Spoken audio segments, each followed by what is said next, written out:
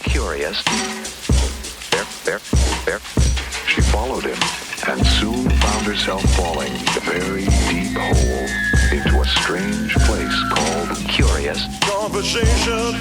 Curious. Conversation. So, Nowadays, welcome to the 10th episode of Curious Conversations, and today I am joined by two brilliant artists that I'm really excited to introduce to you.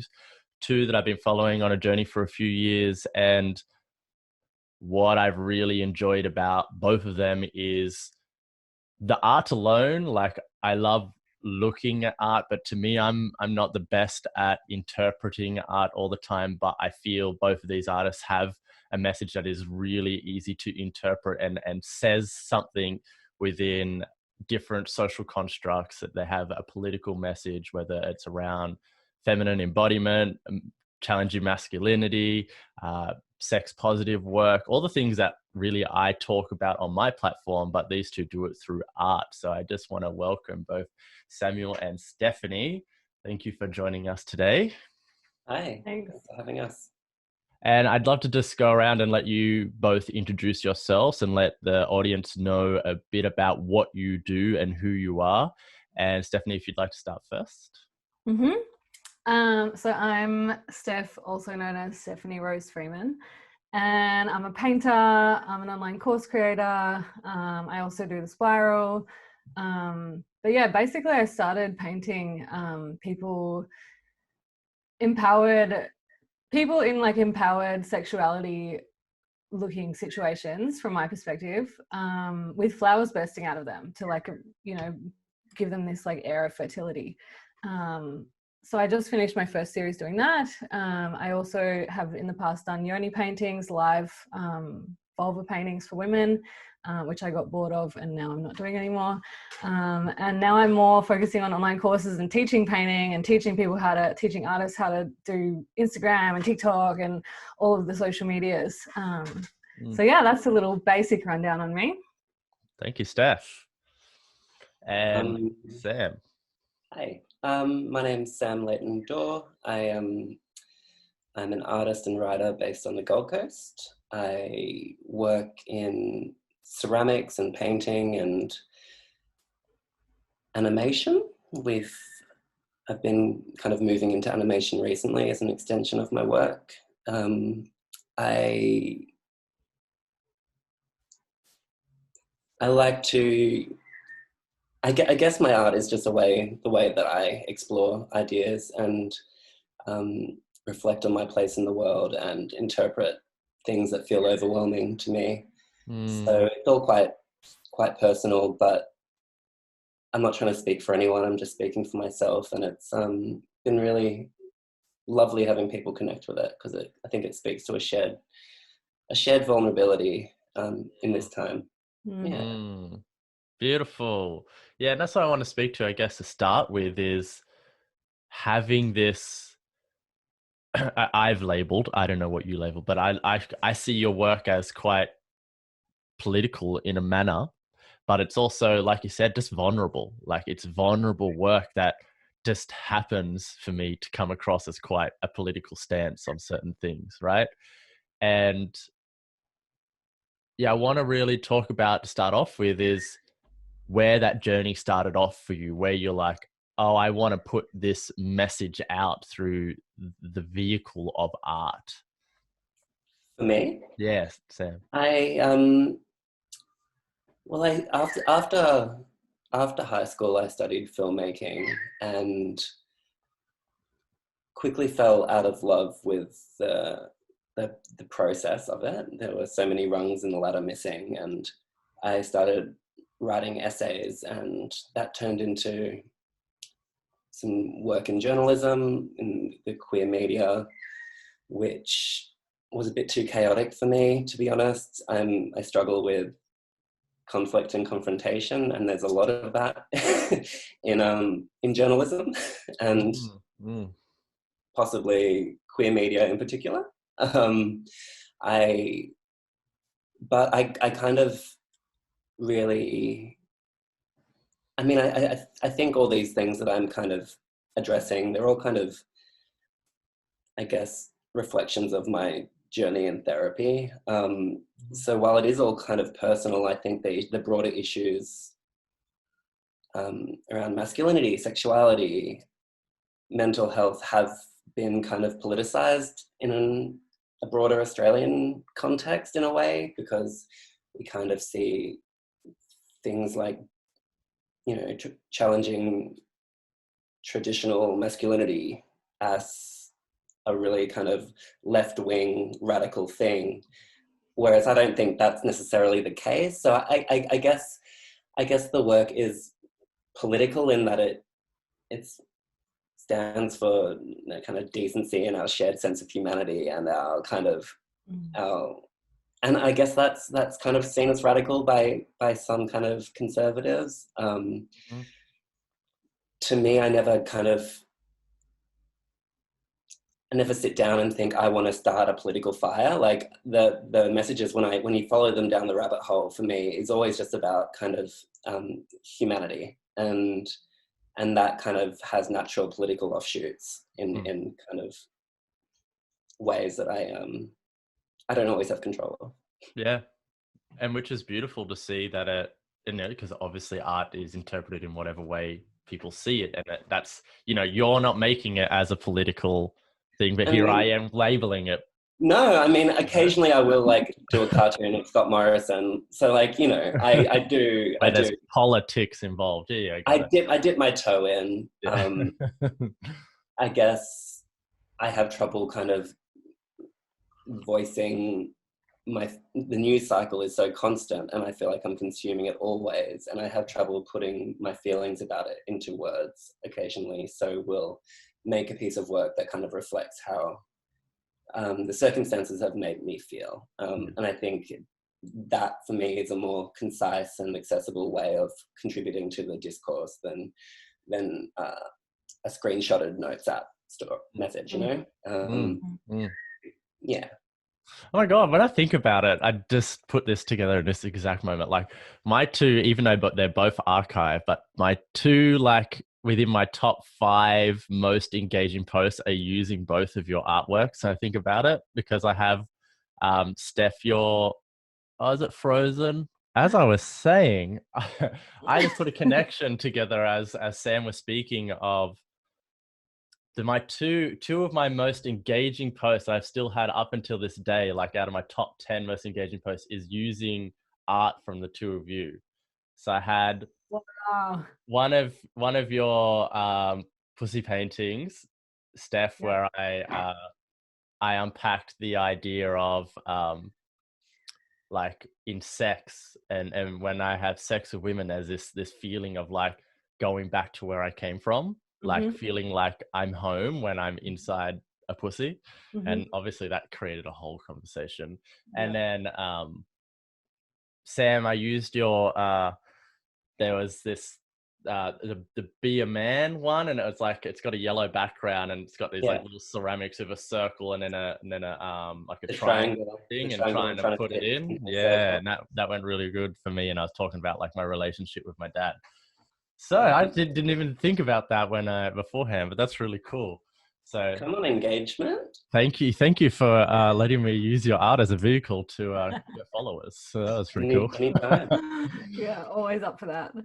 So speaking of the pussy painting, Steph, that's where I sort of discovered you, was on that journey. I think it was quite early within it that you started doing these pussy paintings of, you know, again, like I could say that as it is a political stance, but also it's just, you know, these words are very close, is a political and just empowerment of expression. And I see that's both of what you do. It's just, you know, and a Rubik's cube of different expressions, and these are two of the colors on it. So totally, and it's like, what lens do you look at it through? Yeah, exactly. So I'd love to hear about where that journey started for you. Oh, where did it start? I think I just did one. I think somebody just commissioned me to do a pussy painting for them. And I made this like beautiful ritual for her, and like, you know, hired out a little space and like just made a beautiful room for it. And just turned it into like a beautiful ritual alongside the actual painting. There was also like a whole other part that was to do with like letting go of shame and calling in what we want to next call in. And then, you know, then the woman like gets up on there was a beanbag for the first one. And then I also now have a beanbag that I used to do it on as well. And they would get up on that beanbag and just be witnessed, and like it's like them being on their throne, and that's like a whole, like it's quite confronting for them, you know, to have their vulva viewed for like a couple of hours. You know, it's quite a intense experience, and really, really beautiful experience if it's held in the right way. And the first time that I did that, the woman was like, Steph, do you know how powerful that was? Like, do you get it? Like, kind of like shaking me a little bit, like, you need to do this, you need to offer this. And so, yeah, I did. I started offering it, and it was beautiful. Like, it's such a gorgeous thing to be able to offer. Like I said, I get bored of things pretty quickly. So I did probably like, maybe like 10 or 15. And then by the end of that, I was like, okay, next thing, like, I'm done.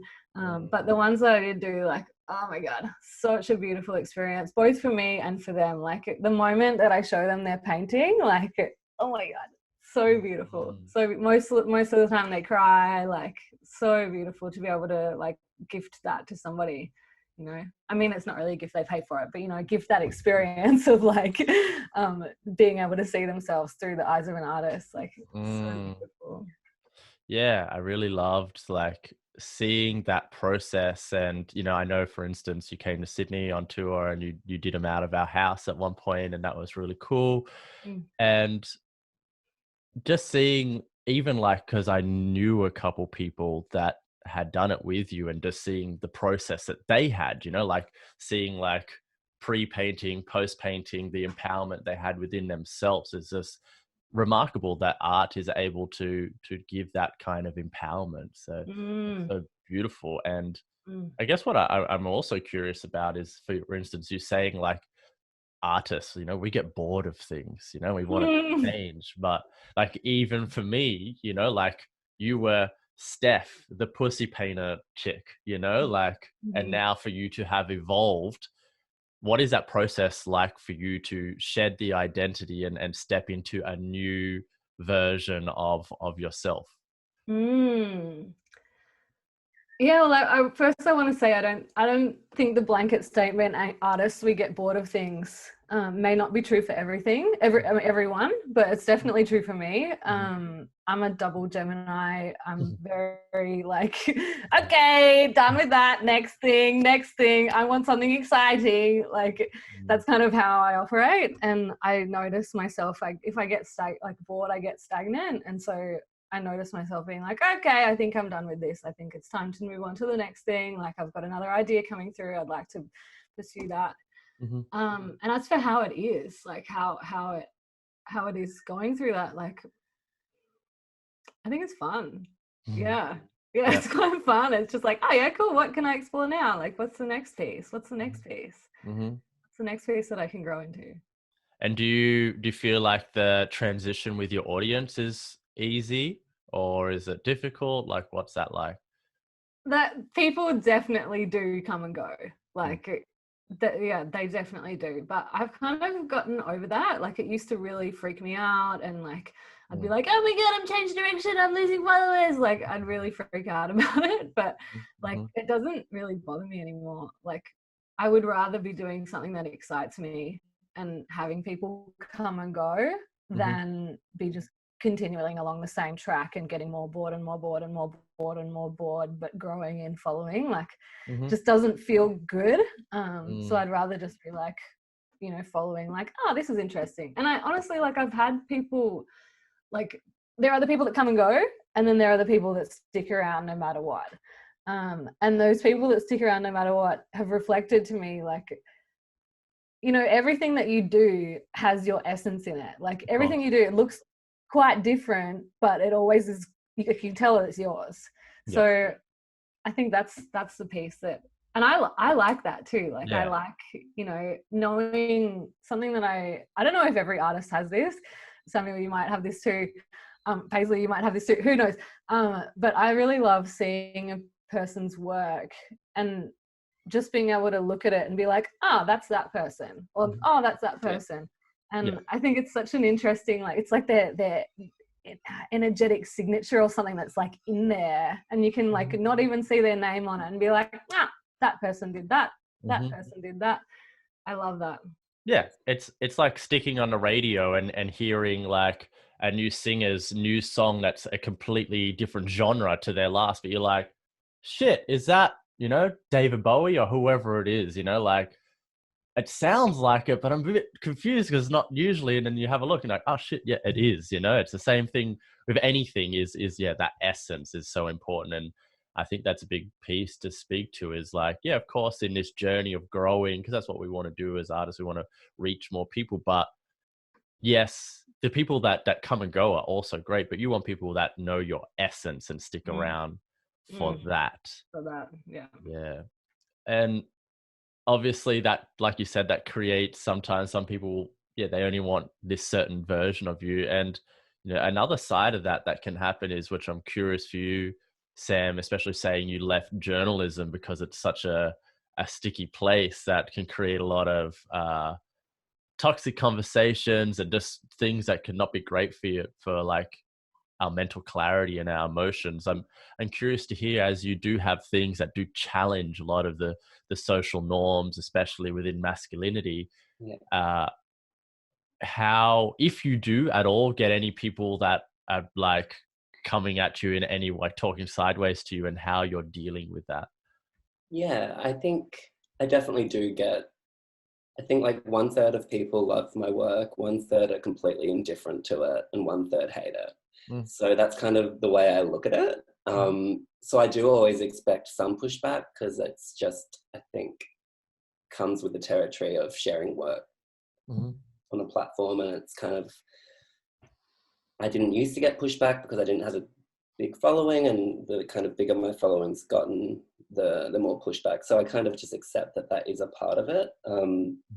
But when I do get the kind of less constructive messages, I kind of put it through like a little internal filter of like, is this person coming at me from a place of just like anger? And if that's the case, I try not to engage, because I don't think it'll be constructive. Whereas if I think it's kind of a really valid conversation and to be had, I will engage. But I think because I tend to only make work from my perspective and about things that I care about and about my experience, I find that kind of sticking to my lane in terms of like the work I'm making is a reflection of my experience in the world. So I can't really be told I'm wrong about that, because that is kind of my, like, I'm not gonna, if I offend somebody by sharing my experience, then that's not my problem. Because my experience is my experience regardless. That's not to say I don't misstep and make mistakes. That's just a part of kind of growing in the public space, I think. But in terms of the kind of content of my work, I just, it's so genuine to kind of the way I see the world, that I tend not to get too much flack. And when I do, it's kind of in broad political strokes, where I'm like, look, if you're a rusted on Liberal voter from Vaucluse, like, I really don't. I really don't have a lot to say. So like, do I exist in a bubble? Probably. The bubble kind of gets infiltrated, and I welcome that. But if it's coming from like a violent place, then I tend to just try and brush it off. It's harder than I said. It's harder than it sounds, because I'm quite sensitive, and I hate the feeling of having upset someone, because I would never try to upset someone. So like, it does affect me, but I'm working on it. Yeah. And that's all you can do, right? It's a journey of figuring out how to deal with the upsetting people, and especially as you get bigger and bigger, like, and reaching more audiences, like, you start to learn, okay, I'm okay with offending like 5 people, 10 people, 20 people, fuck now 30 people, like I that's mean, a lot. it's also just a constant reminder. Like I have to constantly bring myself back to kind of grounding myself in the really lovely messages I get from people who have been like moved, affected, or kind of have found comfort in me sharing my work. So I try and focus on the connections as opposed to the anomalies. Yeah, I hear that. And that's a big job. Like, you know, it's a classic. I think everyone experiences like it's easier to focus on the negative comments rather than the positive. I'll like print it out and look at it for like 2 hours and then like cry. I don't really, like internally that's what I do. Yeah. And Steph, I'm curious to hear, now that you've gone into more of a role of being a bit more of a teacher in these spaces, do you still find that happens? Like people are like just writing you off, you know, in comparison to when you do a pussy picture. Like I know that can evoke a whole lot more in someone, or maybe that's my interpretation, versus like, hey, this is how you do, you know, this or that around painting. Do you still get that feedback? Yeah, I do actually. Yeah. Funnily enough, like I didn't, at the beginning, I didn't really get that much backlash until I started painting men. And I painted one picture of a man. He's got one hand, I don't want to touch my microphone, but he's got one hand on his heart and he's got one hand like kind of like beside his cock. And it's such a beautiful image. And as soon as I posted that, people went fucking nuts.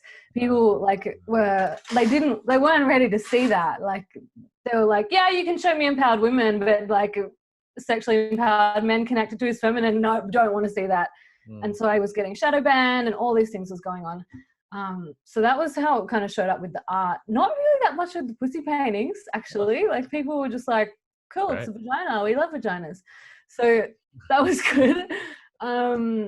But yeah, actually only just since I've started posting on TikTok, actually. And I've been posting more about like making money from your art and like being a wealthy artist and all of this stuff. And I've had people being like, nah, you're full of shit. Like, oh, you're like, this has MLM energy. And I'm like, what? Like I have nothing to do with multi-level marketing. Like you can think that if you want.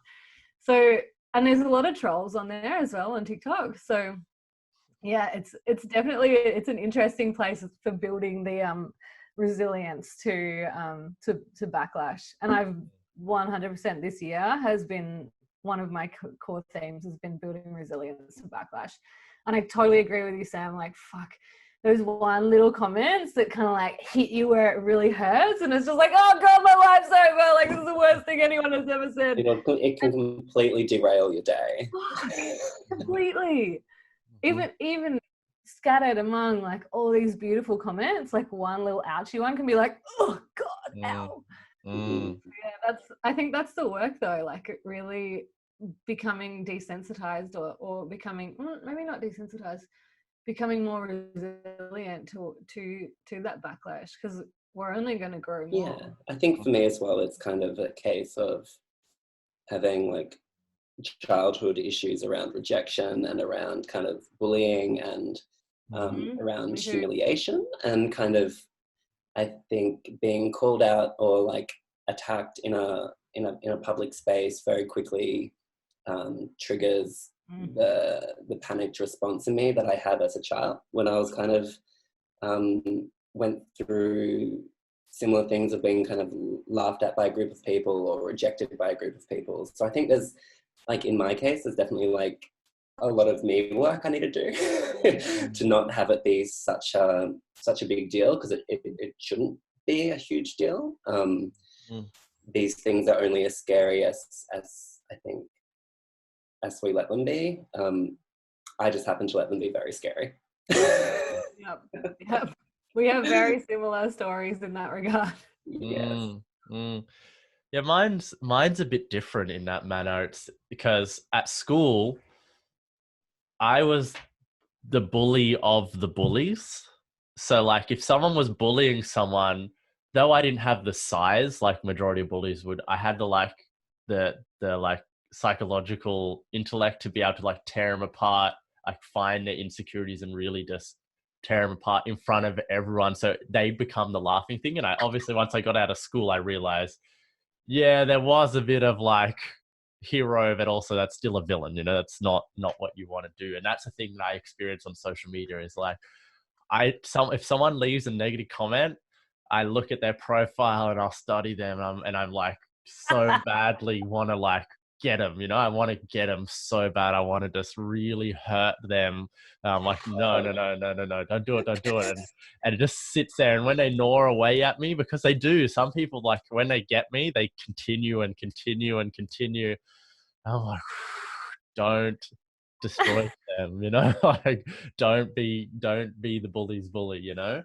I think there's just double standards on the internet. If you react to one double standard, you're going to drive yourself absolutely crazy because they're just everywhere. So I think it's definitely a case of like, pick your battles. If it's somebody who I know personally, I might pick the battle.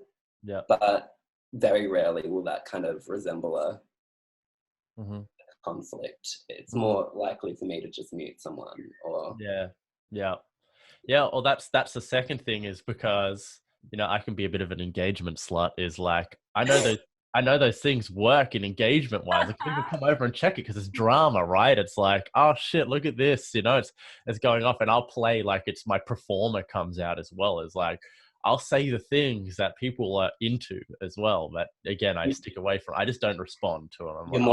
You're more into beef than chicken. Yeah, definitely. I've never heard that before. I love that.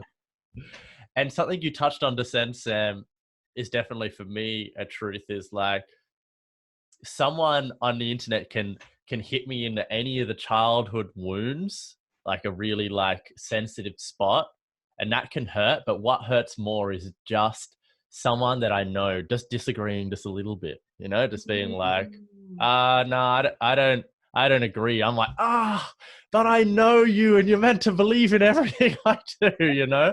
And that's where I get, ouch, you know, that's where it gets me in comparisons to someone I don't know. And I'm curious to hear from both of you, which one hurts more, is the person that you know or the person that you don't?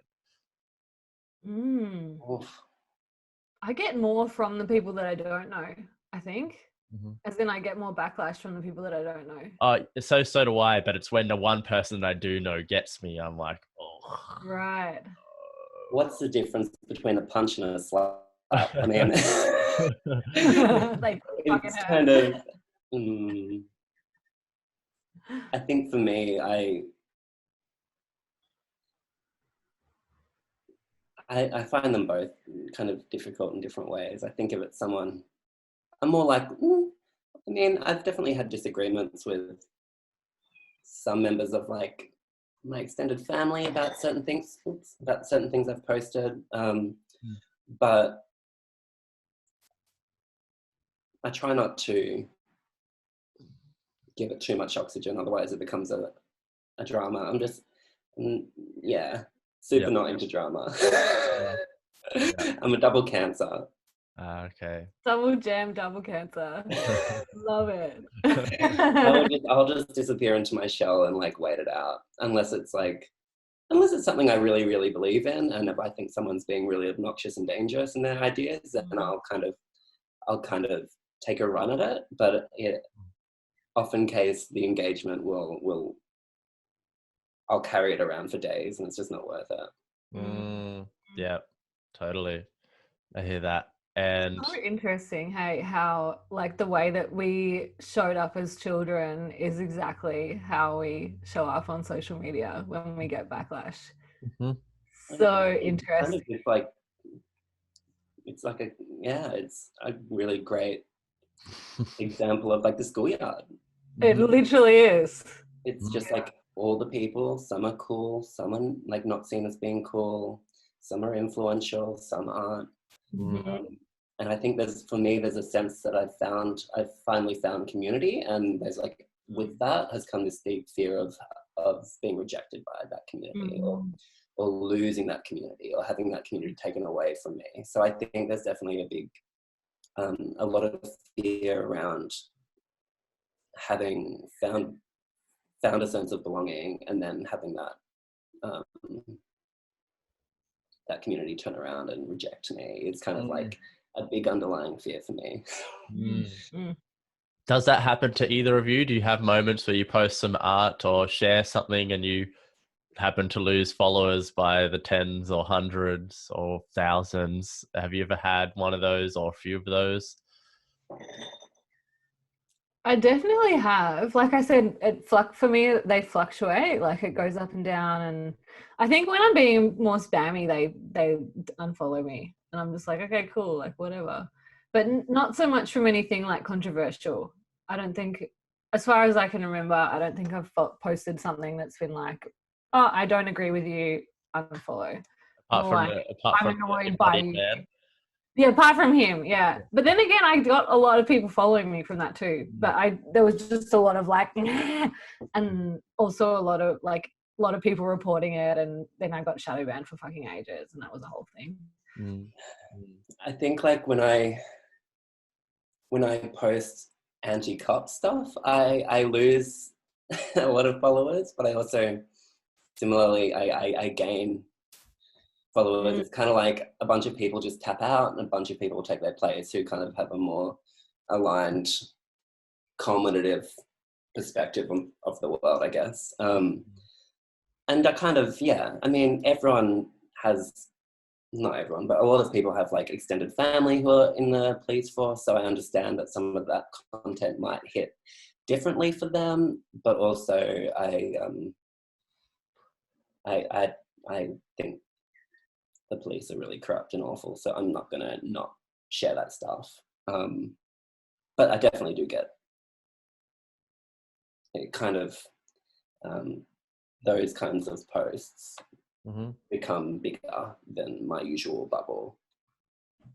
Yeah, and which is really cool, and that's I think that's such an like important thing to see with art, is like those times where you lose a whole bunch of people, but at the same time you gain. It's like I see for instance on Instagram, like my things go like this. It's just constantly like doing this little pulse of just cycling people in and out, because, and just also sometimes people just don't want to, they're into it for a bit and then they're like, all right, like I need a breath from all this stuff that's going on that's challenging my own perspective on life, which is really nice. And I guess something I recently saw which brought me back into your feed, and you're talking about community, Sam, is I recently just made friends with Brendan, which I still don't know if his last name is McLean or McLean. Which is it? Help me out. I think it's McLean. McLean, yeah, I think so. Yeah, I saw him post the thing you made for Stupid when it got 5 million streams or something like that, which is really cute. So good. He's a queer singer from Sydney who makes this really beautiful art. He makes quite like controversial art as well. He has like this, I think like in the top 5 tier of Vimeo. He has this music video, and it's about like what would you say, queer somatics of like it's basically like art porn in a way. Like it's what different things mean for queer men and how they perform the sex within it. Epic. Everyone go check it out. It's called The House of Air. You'll be shocked by the beauty of Brendan McLean. Not safe for work, that one. Yeah, not safe for public viewing. Watch this in the privacy of your own home. But yeah, I'm curious to hear about, like, for yourself as a queer artist yourself, Sam, like how important other queer artists are for your own community and your own influence. Oh, I mean, I've only really found my footing as an artist over the past couple of years, and I think that is in large part because of the people I've connected with and the the kind of supportive community I've fostered for myself, both online and locally. The art world I find to be quite intimidating and bureaucratic and scary in a lot of ways. I didn't go up through an art institution. I didn't study art, so there wasn't kind of a traditional pathway for me. So I kind of just started making art and sharing it. And then I was like, I'm going to call myself an artist. And I started just making stuff. And it was kind of only by connecting with other queer artists around the country and overseas that kind of bolstered me a little bit. I felt like I belonged, even though I didn't have representation, I didn't have galleries. I was kind of really just doing my own thing. I felt kind of legitimized by the relationships I made with other artists who were doing something similar. And that sense of community really, it kind of in my head becomes its own little ecosystem and its own little economy where people are really supporting each other's work, both by sharing it and by buying it and by kind of coming up with exhibitions together. It kind of becomes its own beautiful thing that isn't really gatekept in the same way as the kind of contemporary art, high art world. It's decidedly mid-brow, and I love that. Yes, I love that. And yeah, just the validation of connecting with other people and hearing their stories, because that's the age we live in, right? Is just like, just make up whatever you want to fucking be and be it, and if people resonate with it, great. Like, you don't need the approval of any certificate, any higher person to co-sign you and say, yeah, you're it. Like, and you can also do that if that's the route you want to take, but it's just, we have more options nowadays. And I feel like that's a big thing that you're teaching and preaching and sharing with your community, Steph, with especially what you're doing on TikTok right now. Do you want to speak a little bit about what Sam's journey is and how that relates to you? Yeah, I think I need a question. Yeah, I think I need a question. I'm not really sure what to speak on. Okay, cool. So like that journey of just going, I'm an artist now. Like, I don't need this, I don't need that. This is who I am. Like, this is what I create, and I don't need to be high art. I don't need to be this. I just create and I make. If you want to make a living off that and you want to make that your job title, change that to on Facebook. Paisley Hart is an artist. Then I'm curious about your journey with that as a personal artist, and then now to like starting to give more people permission through teaching yourself. Yeah, well, I think there's quite a journey that happens for artists when they actually give themselves the title artist. There was definitely, for me, there was a big like resistance to it. I was like, I don't feel legit. Like, I don't know if I'm an artist. Like, and then I had this actually crazy experience on mushrooms when I was calling myself an artist. It was maybe like 4 or 5 years ago, I think. And I used to live in a bus, and this is relevant to the story because I was on mushrooms in the bus. And I was just like there, and I was going, I'm an artist, I'm an artist, I'm an artist, I'm an artist, I'm an artist, just like trying to make myself comfortable with it and make myself feel like it was true. And this fucking portal opened in the top of the bus. The spirit of Alex Gray came through the fucking portal and was like, oh, I heard you on the Astral saying you're an artist. Like, hi. I was like, what? Like, how did you get here? Like, what the fuck is even going on here? And I thought that was really cool, particularly because of the community, the visionary art community that I'm not so much of a part of anymore, but that was where I was like, moving into being an artist through, was this visionary art community, which is like Alex Gray and this like huge bundle of other humans that are on the same kind of page. And it's very like spirit based, it's very like psychedelic based, it's very DMT-ish kind of art. And I'm like, oh, fucking of course you'd all be connected through the astral. Like, of course that would happen. So that was a really cool affirming experience, actually, to be like, oh, they heard me, like, oh, I am an artist, like, oh, that's real. So that was kind of the tipping point for me, I think, to be like, I am an artist. And now I love that. It's like, who needs a 3D like cosine? You can just take some mushrooms and just call in who you need, and they'll just say, yeah, what's up? they'll be like, yes, you are. Yeah, great. So funny. And now I guess, like, yeah, I guess I am that permission granter for others, and I do often have people come to me and be like, hey, like, I really like making art, but I don't think I don't want to call myself an artist. And I'll just be like, you're an artist, and just like kind of like bop them on the head a minute and be like, you're an artist, like, call yourself an artist, you're an artist. And funnily enough, like, right now I'm not actually making that much art. I'm like kind of floating around making, like, you know, playing around with different things. And as you can probably tell in my studio, there's like a bunch of different kinds of art that are not like what I was painting before. But I'm barely painting at all, but I'm making lots of courses. And what I've realized, pardon me, what I've realized is making courses is absolutely an art as well. Like, it's so creative, like, it's so creative, and it's so fun, and it gets my creative juices going just as much as making a painting does.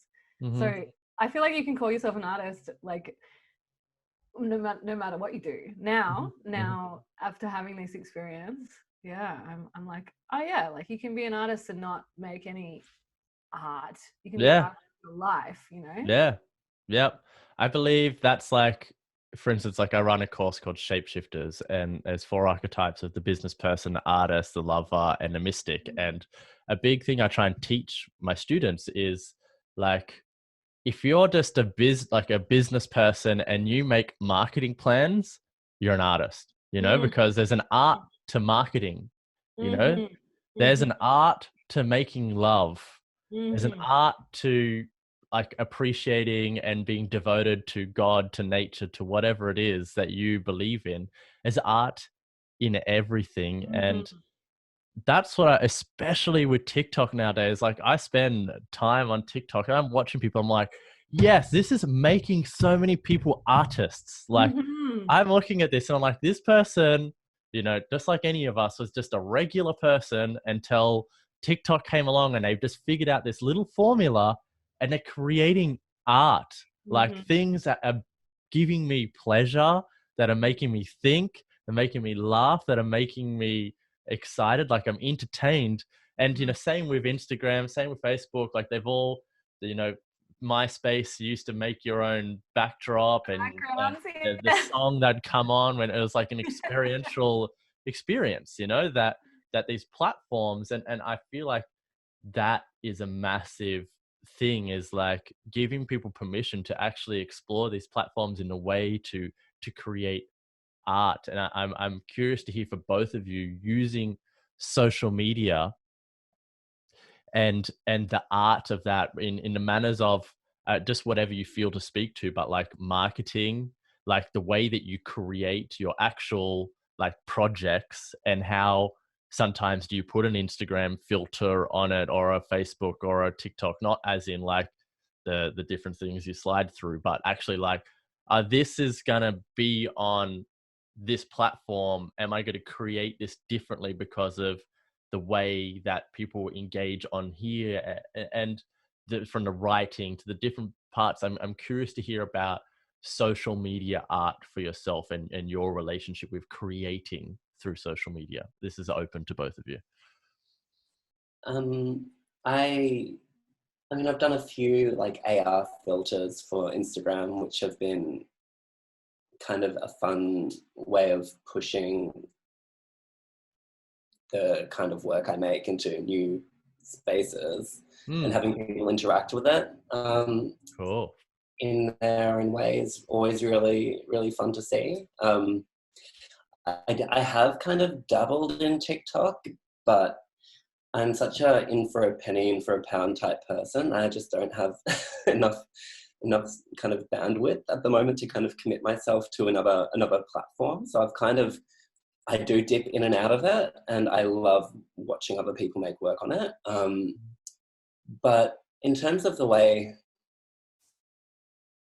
I guess in Instagram, I consider colour, and there's like a curatorial kind of component to it. But I wouldn't say I think too much about how it'll be experienced outside of, you know, the dimensions of the image and whether it fits and how it will present in the space.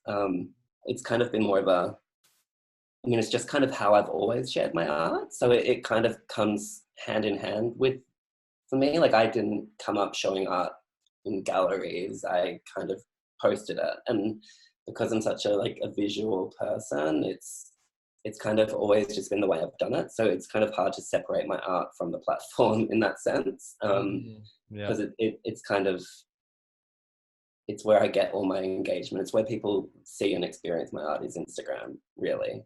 I also tweet stuff and share on Facebook, but it's predominantly Instagram at the moment, especially with COVID and the kind of the challenges around real life spaces at the moment.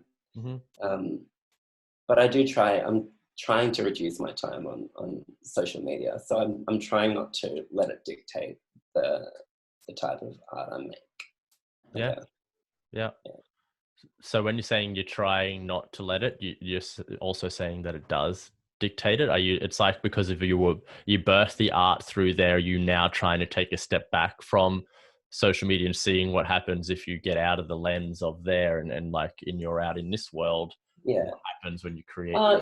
It's more just for me recognizing like the dopamine hit I get from people liking my work, and recognizing that there could be an addictive component to that, and trying not to have my life too firmly regulated by the need for that kind of affirmation from people for my work. So I guess it is how I share my work, but my relationship with the app itself and how much time I spend on that and how much I need that for my sense of self, I'm trying to kind of like distance myself from and look at from a more healthier place, I think. Like I don't want to need it the way I do. Because at the moment it is kind of something that I look to first thing in the morning and I think about, and I kind of having more freedom to create work without considering Instagram is kind of my goal. Yeah. Truly. Yeah, I can relate. Same. TikTok is a whole other level of addictive too. I don't know if you've experienced that. And that's why I had to like tap out of it, because I got on it and suddenly I'd come to and it's been 2 hours. And I was like, oh my God, where have I been? One more, like I'll just watch one more, like, and then one more, and then oh God. And my TikTok feed was like, it quickly understood that pretty much all I care about is Korean grandmothers making funny content. So that's like all I was getting, and I would just get lost in it for hours, and then I'd realize, shit, I haven't read a book in 6 months. Yeah, you know, like currently my life. Yeah, so it's kind of, I guess the challenge is artists kind of needing social media to sell work and to build a following, and then being dependent on this algorithm, which can take and give as much as it wants, really. So it's kind of, I'm a product of it, but will I continue to be forever? That's kind of like, I don't want to be. So it's kind of this, there's a tension between the reality that I need this to share my work in the way that I do, but also the stresses that come, like just in terms of my day-to-day life, how that looks, my mental health, how much time I'm spending on my phone. There are all these other components which kind of a little red flag to me, where I'm like, oh, I need to keep this in check. Totally. It's such a like fine line, I think, with the socials. And it's funny too, thinking about how you're talking about like we're kind of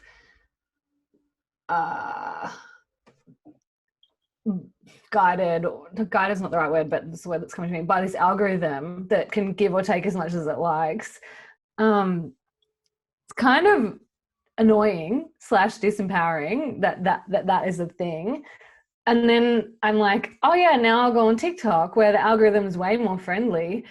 And now I've got 2 fucking algorithms to work with, and I've got 2 sets of people to think about. Like, it's like the blessing and the curse of our generation is like having all these platforms and having all these people and different people with different needs and different people with different ideas, like all interacting with us on the internet all at once. Like, I mean, it's beautiful. It kind of means that work doesn't just come home with us. We kind of are at home at work. Like it. And that's kind of what I'm trying to like untangle in my head, is how this, because I feel so kind of, I feel like I have to operate at a certain level in my head throughout the day, because I'm getting messages on Twitter, messages on Instagram, messages on Facebook, texts, emails. And it's kind of like this, I love what I do, but my life cannot be constantly managing work, because then it's, what's the point? I don't know. Yeah. It's kind of something I'm trying to mull over. I wish there was an app which kind of could condense all my social media inboxes into one email-like format. So I could look at it in the one place instead of the constant moving between. Hop. Yeah, because it just gets a bit dizzying. I deleted Facebook recently because I couldn't handle my Facebook inbox anymore. I had to delete it. I had to get rid of it. It was just like, it was a thing that caused the most anxiety in my life, because people create group inboxes and they'd ping. And I have all push notifications turned off on my phone, but just that is like, and people like hitting me up about work stuff on Facebook, like clients and I'm like, please email me. So I was like, no, I'm just deleting it. Like, I'm just, yes, I do get clients and engagement through my Facebook page, but I have to get rid of it because it's just, it's too open. Like, people use Messenger like wildfire. Yeah. And it's also kind of tied up in the whole, like, the glamorization of like hustling, I think, as well, for like creatives. There's like a real sense of like having multiple pots on the stove at once, and kind of the expectation that because we're able to do so much from our phones now that we do. Yeah. So easy to do it. I find really interesting, and I'm definitely a part of that, but it's probably more toxic than I've critically thought about. The recent one that showed me how addicted I am to my phone is, I don't know if you've got it too, but this finger is more bent than this one. The one that holds my phone. Do you see how it's more bent from holding my? Sure. I see that. Do you have it? Does everyone else have it? Because I hold my phone like this. Is it Right. I don't think I have that, because I hold my phone with this hand. And do you put your pinky underneath? No, I hold my phone like that. I do put my pinky underneath. Yeah, mine's bent from it. Shit. your bones will be studied. Yeah. This will be like a study over the years of evolution. I think I'm gonna have to start being left-handed with my phone to just balance it out. I don't know. Anyways, sorry, Steph, you continue on your journey with that. Well, I guess something that's really influenced me with Instagram, because I'm same as you, Sam, like most of my business does come from Instagram. Even though I have TikTok, I don't find a heap of people actually buy from there. I mean, a lot of people have bought, I've got like a little cheap little ebook that's $4.99 that gets them on my email list and all the things, and they get a wicked book that's like How to Thrive as an Artist. That has sold really well on TikTok because it's $5. But like bigger things for me haven't sold that well on there yet. So most of my business comes from Insta and from my email list, and also I have a Facebook group, but I feel like most of it's from Insta and my email list. And something that I used to make erotic art, and it's beautiful art. It also was very taxing and time consuming for me to make, which I got sick of. As we know, I get bored of things easily, so I got over Double that. Gemini. Yes, classic Gemini vibes. But yeah, I think after that particular painting got flagged and I was shadow banned, this was mid 2019. I slowly started doing less and less of the erotic art. Like I kind of like finished that up at the end of 2019, finished that series body of work, and I was like, I'm not up for the emotional roller coaster of, is my account going to get deleted? Like I'm not available for that anymore. It's too much on my system. Because it was really hugely affecting me and my mental health. Not being like, can I actually share my art? Like, is this going to be the thing that gets me deleted and gets my livelihood taken away? Like, I'm not really up for that. So I actually stopped making erotic art. So I completely changed the way that I was making art. And I'm like, part of me is like, was that simply because of Instagram? And I think actually it was like, maybe I would still be making erotic art if Instagram was open to it. You know, maybe I would be exploring that even deeper and even further, and like blossoming that mental, you know, train, if we want to call it that. Do you know what I mean? Like going further and further down that rabbit hole. But instead I was like, nah, I'm not available for this intense emotional roller coaster from posting on Instagram. And now, like, you know, a couple of weeks ago now, Instagram rolled out a whole new set of rules that makes it basically impossible for people to post sexuality related content on the platform. So part of me is like, well, I'm glad I did that when I did. And like, you know, deleted, censored all the things on my page, you know, about a year ago. But it's annoying. Like, it does really shit me that like a platform can have such a huge impact on the type of art that I make, you know. It's kind of irritating. And I wonder what I would be making if they were open to that, you know.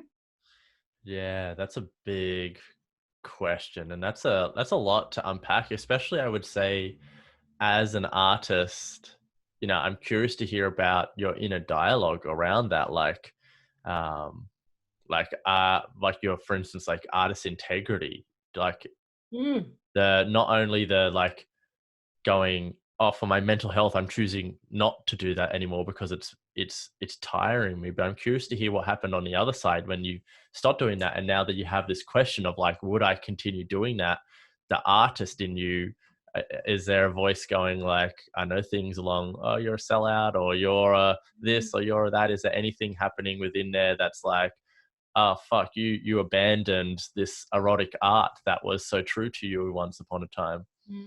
Yeah, there definitely is that, and then there also isn't, because I also was getting kind of bored of, you know, doing these really hyper realistic paintings that were taking me fucking almost a year to make, or one of them took me a year and a half, and I'm like, it's a long time to be working on one piece. You know, like that's a big commitment, and it's, you know, they're stunning, they're fucking beautiful, and I'm proud of them, and they're very real, and they're full of energy because I spent so long pouring my energy into them.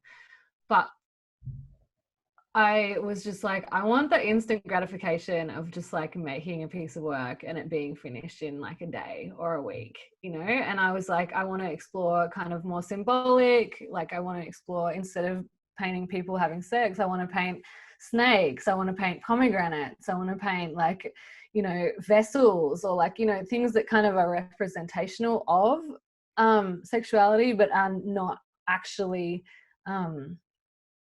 blatantly images of people having sex, or big vagina temple or anything like that. Like, so I don't know. I don't know what part of it is for me and what part of it is for social media, actually. Like part of it is like, fuck, I was so over painting in that way. But subject matter wise, would I be still going in that direction, but in a whole different way of painting? I don't know. So it really boils down to you just choosing the path of least resistance, so you can actually move forward, like rather than being stuck in a haze of like, oh, I want to do this, but there's so much shit to go through. You just want to like path of least resistance so I can feel good within myself. Totally. And it became less fun, to be honest. Like as well as like Instagram backlash coming, well, not so much backlash, but like, am I going to get deleted because my work's too risque? Also, like painting in that way became less fun. Like it became very like masculine and very like monotonous. Masculine's not quite, I don't want to equate masculine with monotonous, but it became very like focused and very like, yeah, exactly. Like, yeah. I know exactly what the piece is going to look like by the end, and it has to look real, and it has to, you know, the arm has to look like an arm and the eye has to look like an eye. Da, da, da, da, da. There's no room for like play and paint bits and all of that. So I really wanted to explore a different way of painting as well that was more fun and more free and more flowing. So yeah, I guess it's a combination of all those things. Wonderful. So Sam, you're saying that you're now adventuring. So like Steph has adventured into a new platform of what she's doing for art. Is you're adventuring into animation now? Yeah. I'm curious to hear about that. I mean, I studied filmmaking out of school, and that was kind of my first love. And I've always kind of wanted to circle back around to it. And I guess the challenge I found while navigating the different funding bodies and the different kind of film institutions were, I guess, based, like, there was kind of a pressure for you to prove an audience and pressure for you to prove,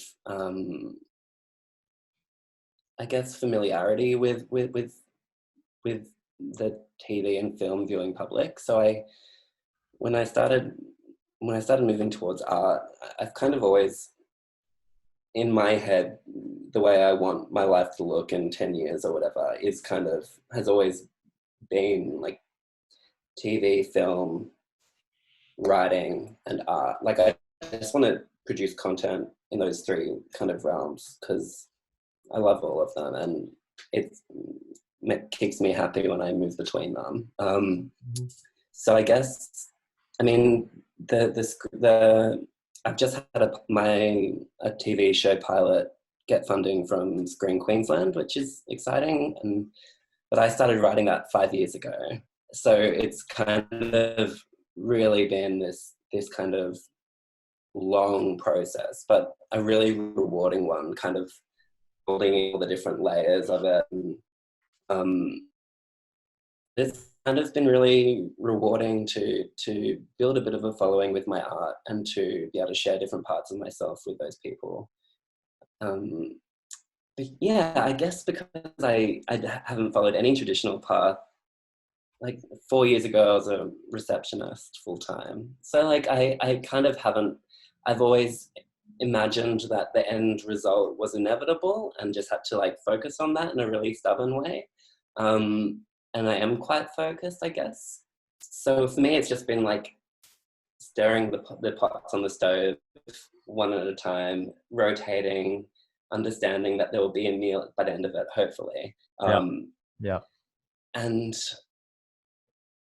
yeah, but I mean, the show I'm writing is called Willie, and it's like an apocalyptic coming of age comedy based in far north Queensland, and it's adult comedy, and I don't think there's a lot of adult comedy animation or adult animation at all in Australia. There are a few shows, but I think there's a big space for it, and I guess I want to manifest a queer Disney kind of umbrella for myself, where I'm kind of not expected to do any one thing, and I can kind of just be like, my little company is called Sad Man Studio, and I just want that name to be associated with kind of a Venn diagram with heart and humor, and with a little thing in the middle where it's full of heart and it's funny. And I just want to tell stories and make art. So Beautiful. I'm so excited the to. further along I get, the more long form it'll get, I guess. Animation's quite expensive, so it's a very slow, like, incremental process. But Mhm. eventually I want to have like TV shows, I guess, and make art. And I don't know. It's all very hard to explain. In my head, it's really clear. Sounds epic. Yeah. That's really Maybe. cool. I like Queer Disney. Is last night Same. a friend was over and Alpha Mama, and she's like, "Hey, I have Disney. Let's watch that." And we just have an ongoing joke of just like me being like, "Is it gay?" And if it's no, I'm like, "Well, I'm not watching it." and Yeah. and she typed in like queer into Disney, and there was just nothing. So maybe Okay. I maybe want to be like you can feel that pocket. a queer, politically engaged, local Disney Hmm. type thing. Hmm. Great. I don't know. When will we be expecting to actually be able to see something from this venture? We've done a few short kind of animations that are up on the Sadman website, but in terms of the actual, I can show you. It's not Hey, let's go on an adventure. This is the like. really, Can you get any yeah. closer? Cool. Yeah, it's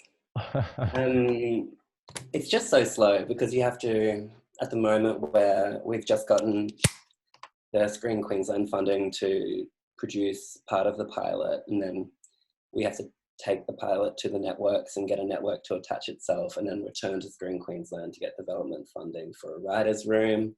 And it's just really slow. So it's kind of like, yeah, one step forward, wait 3 months. One step forward, wait 3 months. So I don't really know yet, but hopefully within 2 years, I guess. All right, you're making a stew, not a 2-minute noodles. Yeah, exactly right. I totally had the pots image in my head as well. It's like, oh, that one's going real slow. Yeah. And I'm curious to hear, with that journey, with the slow process,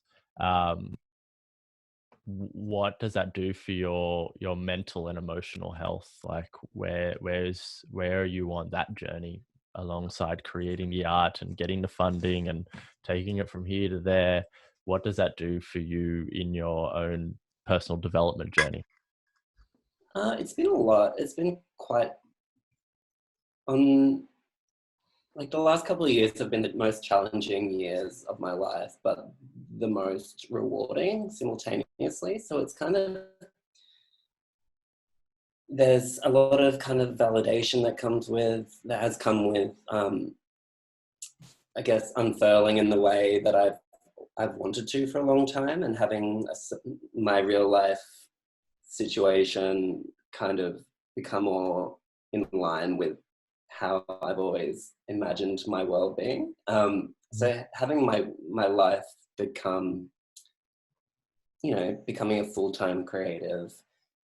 I hire an animator part-time. I hire an assistant part-time. Having my world become bigger in that way has been really validating, but also quite stressful and scary. Because I just, in my head, the higher I get, the further to fall. Which is not a good way to look at it. But, I see a therapist every week. I see a psychiatrist every month. I'm very active in my self-care. So, yeah, I'm just kind of a slave to my routine. I think routine is very helpful for me. I work well within a productive routine. So because not having the 9 to 5 kind of structure, the temptation is to either not work at all or to work too much. So by kind of like I've had to cut out drinking so that I've stopped drinking. I go to the gym at the same time every day just to get myself out of the house, because there were times when I would speak to someone in real life and be like, fuck, I haven't heard another person's voice for like a week. Because everything I do is kind of from home. So kind of creating a structure where I do leave the house, I do see people, I do move my body, I do see a therapist. I kind of just keep myself to my little routine, and it's predictable and boring, but I quite like it. Yeah, beautiful. And that's like in you just sharing, it's like stirring things in myself, because like the routine piece is like working for myself is just routine. I don't know how to figure it out. Like it's that's like my final boss is routine. Routine. Yeah, It's like tough. I mean, that's why I was drinking too much, was I got to 5 o'clock, and the only way I knew how to kind of clock that in my head was by pouring a drink and being like, this symbolizes the end of my workday. So I was doing that every day and every night, and then before long, drinking became associated with my ability to write well, and then I was like, oh, I really don't want to go down the path of needing substances to be creative.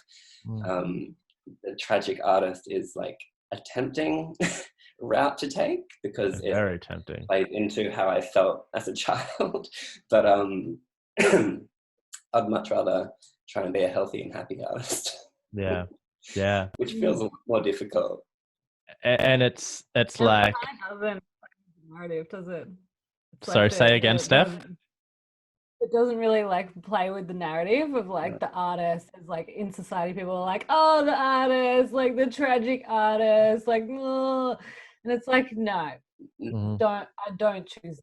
I absolutely do not choose that. Yeah, I've got demons, but I'm going to pay someone $90 a week to help work them out, so that I don't have to inflict another cycle of like misconstrued fear on the general public and or on my creativity. Yeah, like making sad art is just not for me. I think it becomes too easy to wallow and to ruminate on things that aren't helpful. Which is why I try and have like a dose of kindness or optimism or gentleness in the work I make, so that it's not guiding people into an abyss. It's kind of more shining a light on the dark corners, I guess. Yeah, beautiful. Yeah, it's figuring out how to make kindness and happiness and all that cool, because it's so much society has created that it's cool to be emo and depressed and problematic and whatever else, to struggle, it's like, and don't get me wrong, like I am depressed. But I'm working on it. Yeah, I was listening to an artist recently talk about like he'd been an artist. He's like on his 5th or 6th album. It's this artist called Machine Gun Kelly. He's like on his 7th album or some shit like that, and he's like just started to get like Billboard songs, like the top of the charts, and he's like, yeah, all I had to figure out was just to make my music a bit more depressing and people would relate. It's like, oh, like, wow. Like I was like, oh, it's so true, and I mean, man. I think everyone's pretty sad in their own way a lot of the time, or not, if not sad, anxious.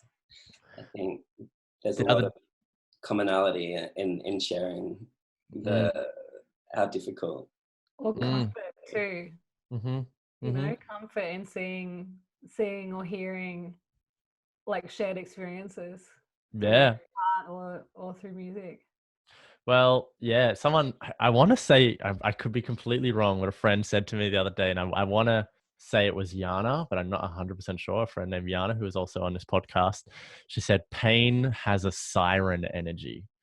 Like it like sucks you in. It's like, come over here, whispers and seduces you. Like, happiness is inspirational and whatnot, but sometimes just the pain, the ouch, the I'm depressed, whatever, it sings to you and lures you in, and it's like, oh, you want to come in? You're like, yeah, all right.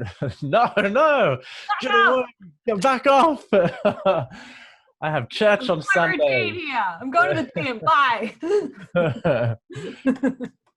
So, Steph, I'm curious because of like you're saying there, Sam, is like you can make art that is sad, because you do you do feel sadness, but you had to choose how you want to represent your art, because sometimes you're happy, you could choose to make happy art. And I'm curious to hear with you, Steph, like, as someone that is a spiral practitioner and an artist, how those two go hand in hand for you to be able to work with emotional trauma and therapy and these different formations of healing ourselves and personal development, as well as being an artist, and again, those paths that you can go down whilst exploring yourself.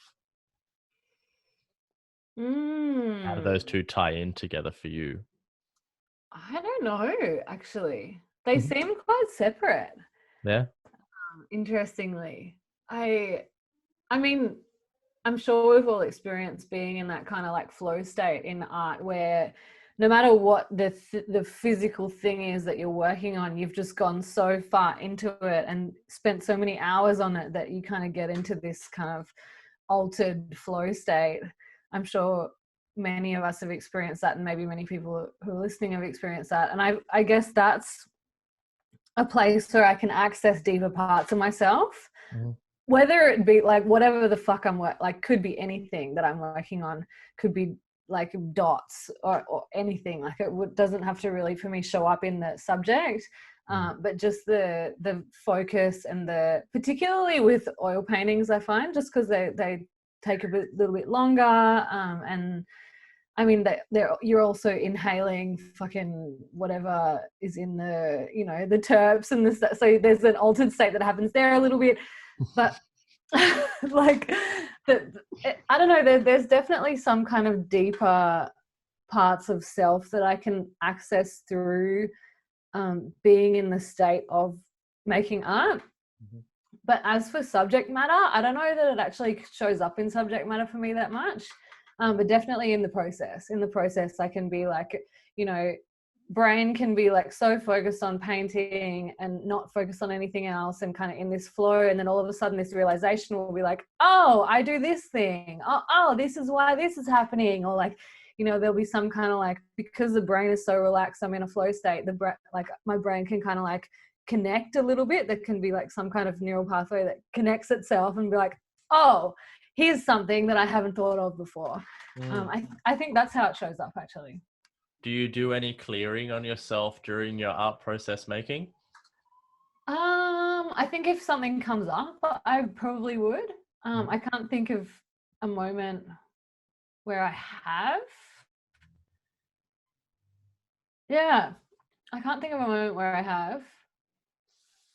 But I reckon if something like big came up, I probably would be like, okay, I need to take myself away, do some clearing, and then come back. And what about the other way around? So when you're seeing clients as a spiral practitioner, how much of your artist is involved in that? More and more, actually. More and more as I become more confident with the tool, actually. I'm more creative with it, which is actually, it's quite fun. It's quite fun being able to like play with my creative and with my artist in that space, and like bring her in a like it just comes in more of a like, making them visualize certain things, or like taking them through some kind of like random mouse process or something like that kind of comes in now, because I'm almost a year in now and I'm way more comfortable with the work and more comfortable with guiding people. And yeah, it definitely does in its own way come through. A fascinating one that, for instance, like Sam was saying, like you're trying to avoid making any like sad only art, where you want to put a positive light on it. That's what I always do, is like anything that has any journey, it always has to end with a positive message at the end. And when it comes to my art, and it's like, it's because a lot of the time, that's just my philosophy in life, but also it's because if I'm a practitioner that has clients and that has to attract more clients at times and whatnot. So there's times where I just want to make something that's beautifully depressing, full stop. And I'm like, I can't do that, because then someone will be like, oh, I can't fucking work with this guy. He's depressed, like I can't trust him moving through my emotions, even though I know that's not the truth. But other people don't understand that you can have depression and be like a good therapist or whatever. But it's like, I have to steer away from that. I can't just be the angry only, or the sad only, the depressed only, the grieving only, whatever person, because I need to show I have tools and I can move through the things. So I guess maybe you don't make sad art, Steph, so it doesn't really, maybe you do, but you don't have to, or you interpret it in different ways. Like you're saying, you draw a snake or a pomegranate to represent sex, you can do that maybe in a different way. Where I think I aim for a bit more literal stuff. Yeah, I mean, pardon me, literal was definitely my last few years. Making erotic art was very literal, very like, this is what you're looking at. But I don't know, it's kind of fun playing with symbols and interpretation, and like, you know, what do you think about that? Or like, what does that bring up for you? Like, what does that symbol mean to you? It means something totally different to me. I don't know, I think that's kind of fun, and I'm actually thinking about it now. I'm kind of excited to play more with that and see, you know, because I love symbol, you know, I love like wearing and having different symbolic objects around my house. So yeah, I'm excited, and I'm sure they mean totally different things to me than others. So I'm excited to play more with that, actually. Yeah, awesome. And the last thing I want to ask both of you is, for anyone that is listening that are artists themselves, or looking to step into their artistry, or don't even know that they want to step into their artistry, but they just know they want to express themselves in some kind of new way. From your own journey, is there anything you would like to share with the listeners about becoming an artist or just expressing yourself? I would say just don't look to people for permission to do it. I think people get really self-conscious about sharing their work because they're scared of it being judged, or they're scared of what the response might be. My experience has just been sharing my work and making it just a component of who I am and what I do, and doing that has people either accept it or they disengage. Like, it's kind of there. Yeah, I really think not being discouraged by the bureaucracy of the art world, and kind of looking to peers more so than gatekeepers, and also you don't have to make a living from it. Like, I try to, but you don't have to. Like, you can be an office worker or have any kind of job, and you know, still explore embroidery or ceramics or painting, and kind of use that for kind of spiritual purposes, I guess, in a way. Like, it's a really good way of releasing tension, of expressing yourself, a productive way of kind of using your spare time. And I think also just don't put the pressure on yourself to make a living from it. Like, that isn't the only way. Yeah, sort of like the gym. You don't, like, if you go to the gym, you don't have to become a bodybuilder, you know? Oh my gosh, I will never have a traditional gym physique, but I still go to the gym because it's good for my mental health, and it gets me out of the house. Like, I think art can hold a similar kind of place for people, and if people want to buy your pieces, that's fantastic. Nobody wanted to buy my pieces for the first year. It took a long time. It's been very incremental. So yeah, there's no kind of timeline that you have to follow. There's no path that you have to follow. You can kind of make it and not share it, make it and share it, do whatever you like. But I would say it's to kind of try and view the art world as more accessible, because the art world is whatever you want it to be, really. Here. I agree. Thank you. I love that. So many pieces I want to echo in there. One of them actually that really sticks out is not having to make a living off of it. And I could share stories of me when I first started making a living off my art. It actually really impacted my art in a really negative way. And it impacted my relationship to my art in a really negative way. And then I started making online courses, and now my it's like, that's like my office job, you know, like making courses and doing the spiral. It's like, that's the main source of income. So my art doesn't have to suffer for like pushing. I must make so that I can make money. And became into this like factory, and it was not healthy. So I want to completely echo that you can have a job, you can have another job, and still be a legitimate artist, completely legitimate. And I think it's not actually my advice, but it's advice that I saw on Instagram. There's this chick called there's this chick called Inspired to Write. I think that's her Instagram. I saw her page. Great. I love her. And one of her big things, and I honestly need to hear it every fucking day: give yourself permission to make shitty art. Like, thanks. Now I can just play. Like, it doesn't have to be anything. So I think that's a big piece as well. And I also, totally echo you, Sam, on like, you can go any way you want. Like, it can look however you want it to look. You can carve your path in any direction that you want to carve it. Like, you're an artist, you're like literally the person that has the most permission to do that, so might as well use it. Thank you. Yes, and totally agree in all of that. It's so cool both of you saying that, because I used to hold such opposite, like, you have to make money, like, to never do a job that like isn't in your highest purpose, until one time I heard what's her name? Big Magic, Elizabeth Gilbert. When she said it, I was like, damn it. She's so fucking right. You know, like, why put so much pressure on your art to make a living for you, when it's like for instance, you said, Sam, like, no, in the first year, no one wanted to buy it. Of course, a 1-year-old isn't going to provide for you. like give it a break. Let it live freely in society for a moment, you know? It's complicated, because it does become, you kind of have to straddle that the two things of, like, I'm making a series of big tiles at the moment that I'm not selling. I'll eventually sell them, but they're not available. I'm just making them. I want to make a body of work, and I'm sharing them as I go, and kind of having that as like a money-free zone in my head has been really fun, because there's no stress attached to making them, whereas everything else, you know,